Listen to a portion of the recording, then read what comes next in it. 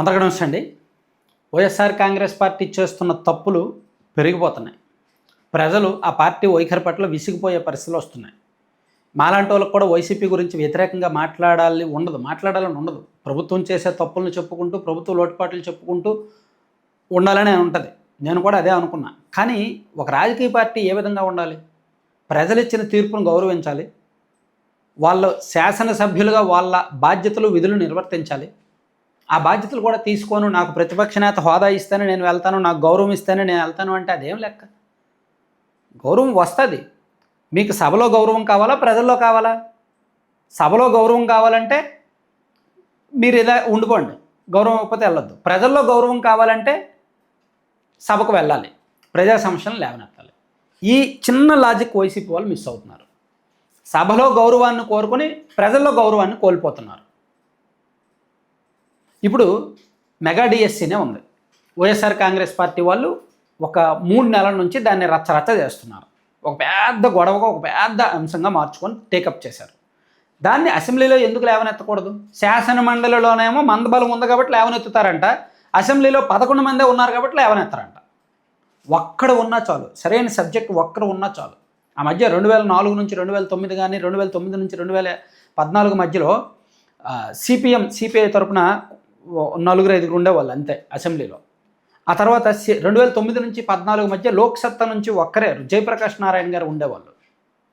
అలా కొన్ని పార్టీలకు ఒకరో ఇద్దరో మాత్రమే ప్రాతినిధ్యం వహిస్తారు. బట్ వాళ్ళకున్న సబ్జెక్ట్తో సభ మొత్తాన్ని అటెన్షన్ క్రియేట్ చేస్తారు, ప్రజల్ని వాళ్ళ వైపు తిప్పుకుంటారు.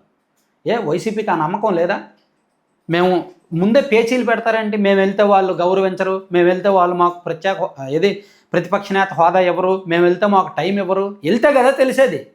సరే, ప్రతిపక్ష నేత హోదా ప్రజలు ఇవ్వాలి, ఇవ్వలేదు, టైం ఇస్తారో లేదో వెళ్తే కదా తెలిసేది.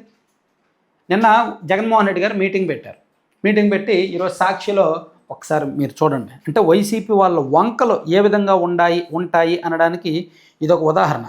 ఈరోజు సాక్షిలో ఫస్ట్ పేజీలో ఒక వార్త వచ్చింది. ఇక మరింత గట్టిగా పోరాటం, ప్రజా సమస్యలపై వెన్నుపోటు పార్టీ కూటమి ప్రభుత్వాన్ని నిలదీయాలి, వైఎస్ఆర్సీపీ ప్రజాప్రతినిధులకు వైఎస్ జగన్మోహన్ రెడ్డి దిశానిర్దేశం, శాసనసభలో ప్రజా సమస్యలు వినిపించకూడదని మన గొంతు నొక్కుతున్న ప్రభుత్వం.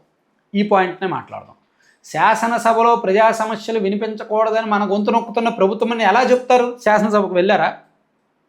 ఈ 2 ఏళ్లలో, ఈ 25 నెలల్లో దాదాపుగా 7 సెషన్స్ జరిగాయి శాసనసభ సమావేశాలు. ఏ ఒక్క సెషన్కైనా పూర్తి స్థాయిలో వైసీపీ వాళ్ళు వెళ్ళారా? అలా వెళ్తే కదా మేము వెళ్తున్నాము, మా గొంతు నొక్కుతున్నారని మాట్లాడడానికి.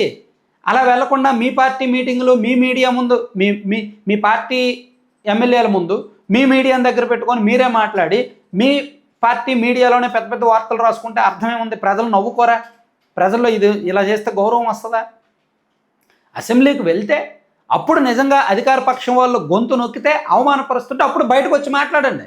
ఇదిగో మేము మీ సమస్యలు మాట్లాడడానికి అసెంబ్లీకి వెళ్ళాం, కానీ మా గొంతు నొక్కారు వాళ్ళని అప్పుడు చెప్తే జనం నమ్ముతారు, నాలాంటి వాళ్ళు నమ్ముతారు. అసెంబ్లీకి వెళ్లకుండానే వీళ్ళు వంకలు పెట్టుకుంటే ఎలా?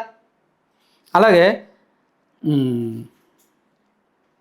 అందుకే ఏకైక ప్రతిపక్షమైన ప్రధాన ప్రతిపక్షంగా గుర్తించడం లేదు. అలా గుర్తిస్తే సభలో మాట్లాడేందుకు తగిన సమయం ఇవ్వాల్సి వస్తుంది. సభలోకి వెళ్ళిన తర్వాత తగిన సమయం ఇస్తారో లేదో అప్పుడు తేల్చుకోవచ్చు. సభకు వెళ్తే సమయం ఇస్తున్నారో లేదో తెలుస్తుంది. ఒకవేళ సమయం ఇవ్వలేదనుకోండి, అప్పుడు బయటకు వచ్చి చెప్పండి. సో ఓవరాల్గా నేను చెప్పేది ఏంటంటే, రాష్ట్రంలో కీలకమైన సమస్యలు ఉన్నాయి, చాలా సమస్యలు ఉన్నాయి. నిజంగా ఆడబిడ్డ అనేది ఇవ్వట్లేదు, యువగలం డబ్బులు, నిరుద్యోగ భృతి ఇవ్వడం లేదు. అసెంబ్లీలో అడగండి, అసెంబ్లీలో ప్రభుత్వాన్ని క్వశ్చన్ చేయండి. వాళ్ళు 164 మంది ఉన్నా పర్లా, మీ 11 మందిలో సమర్థులు 2-3 గట్టిగా మాట్లాడండి. ఒకవేళ ప్రభుత్వం మిమ్మల్ని ఇబ్బంది పెడితే అప్పుడు బయటకు వచ్చి చెప్పండి, మీడియా ముందు చెప్పండి. ఆ మీడియా కూడా భజన మీడియా, సొంత మీడియా కాకుండా అందరికీ చెప్పండి. అప్పుడు ప్రజలు చూస్తారు. సో ఇక్కడ జగన్మోహన్ రెడ్డి గారు భయపడుతున్నారేమో అనిపిస్తోంది. వైఎస్ఆర్ కాంగ్రెస్ పార్టీ విధానపరమైన, వ్యూహాత్మకమైన తప్పు చేస్తోంది.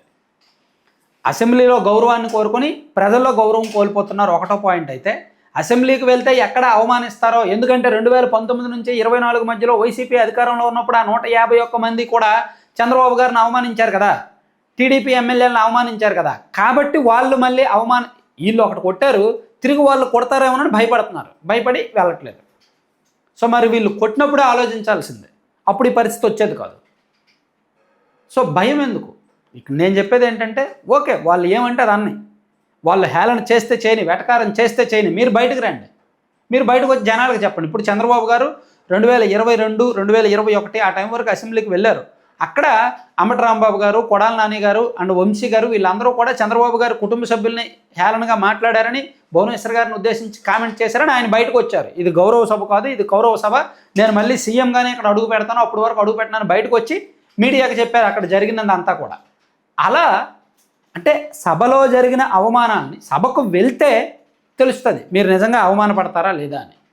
ఏమో వాళ్ళు గౌరవిస్తారేమో, మీకు టైం ఇస్తారేమో, మీకు కూడా ప్రజా సమస్యల గురించి మాట్లాడే అవకాశం కల్పిస్తారేమో. సో వెళ్తే బాగుండేది. నేను ఫైనల్గా చెప్పేది ఒకటే, వెళ్ళకుండా ఇటువంటి మాటలు ఎన్ని చెప్పినా అనవసరం. వెళ్ళండి, డిఎస్సి మెగా డిఎస్సిలో అక్రమాల మీద చర్చించాలని వాయిదా తీర్మానం ఇవ్వండి. వాళ్ళు ఒప్పుకుంటే గట్టిగా మాట్లాడండి, వాళ్ళు ఒప్పుకోకపోతే బయటకు వచ్చి చెప్పండి, ఇదిగో మేము అడిగాం ఒప్పుకోలేదు, వాళ్ళు తప్పు చేశారని. సో ఇలా ఏ అంశం మీద అయినా సరే భూ కేటాయింపుల మీద అసెంబ్లీలో వాయిదా తీర్మానం ఇవ్వండి, దాని మీద వాళ్ళు సమాధానం చెప్పకపోతే అప్పుడు బయటకు వచ్చి చెప్పండి. సో మాట్లాడాల్సింది అసెంబ్లీలో, బయట సొంత సెల్ఫ్ డబ్బా మీడియా ముందు కాదు. Thank you.